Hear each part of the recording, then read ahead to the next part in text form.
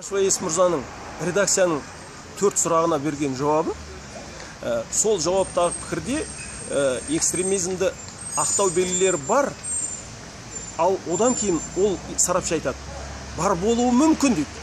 Бар деп те жазады, бар болуы мүмкін деп те жазады. Және екеуі де 3-ші пунктінде қорытынды шығарғанда, ең негізгі сүйенетін қорытынды. Ал соның жаңағы дүдамал 2-3-ті бар ма жоқ па екенін айырамаған қорытындысына сүйеніп, мені 2 сотқа тартып отыр. Сарапшының фамилиясы аты? Назым Айтжанқызы Мұханова. Сол сарапшы ма болу мүмкін және бар деп берген? Иә, сол қол қойған өзі астына. 2 сарапшы деп еді ғой. 2 сарапшы болғанда ол бірінші жағына жаңағы ана 164-ші бап бойынша қылмыстық немене жоқ дегенге қол қойған Рабил.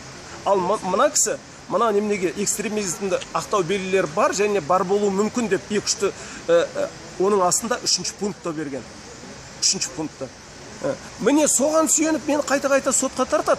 Әкімшілік құқық бұзушылықтың қай бабы, қай тармағы? Әкімшілік құқық бұзушылық жөніндегі кодекстің 344-ші бабы 2-ші тармағы дейді. Міне.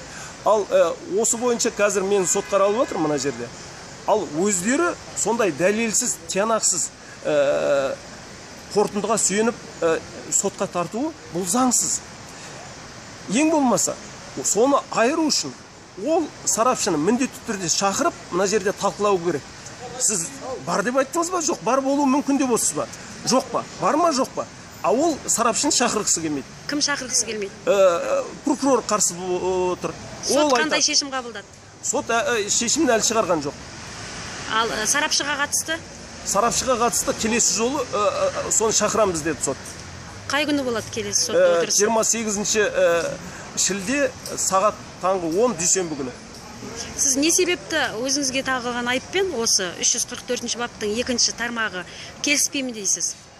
Себебі мен ешқандай да экстремистік актіге шақыру белгілері жоқ. Экстремизмді ақтау белгілері жоқ мына неменеде. Бұл маған тағылған жалған нақақ жала. Сондықтан мен өзіме сенгендіктен оны журналға салдым.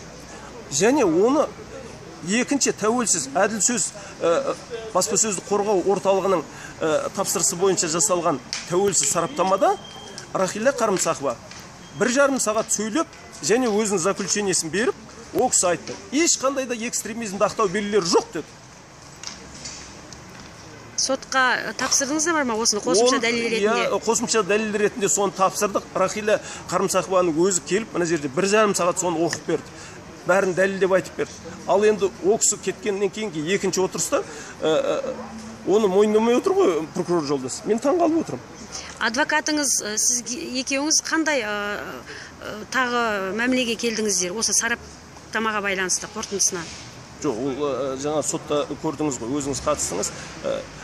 Менің адвокатым да, мен де мына сараптаманың қорытындысына қарсымыз. Біріншіден тиянақты емес, барма жоқ па айыра алмаған. Және өзі келіп оған куәгерлік беріп отырған жоқ. Сондықтан бұндай 2-3-ті тиянақсыз сараптама қорытындысымен келіспейміз.